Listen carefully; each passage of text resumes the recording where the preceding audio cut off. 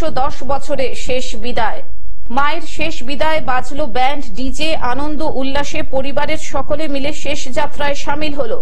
মানিকচকের কামালপুর অঞ্চলের ঠাকুরপাড়া এলাকা এক অদ্ভুত ঘটনার সাক্ষী রইল আজ। আমার মা মরেছে, আমরা 4 ভাই মিলে মায়ের সৎকার্য করবো।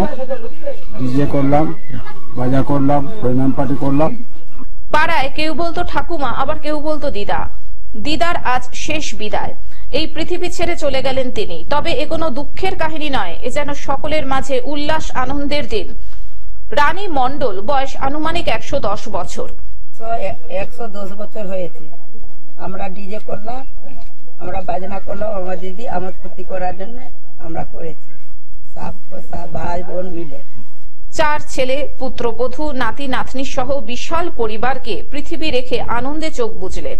তাই পরিবারের সকলে মিলে আনন্দ উৎসবের মধ্য দিয়ে আবিরের রঙে হরিনাম কীর্তনের মধ্য দিয়ে শেষ যাত্রা সম্পন্ন করলেন মানিকচক মহাশ্মশানের দিকে।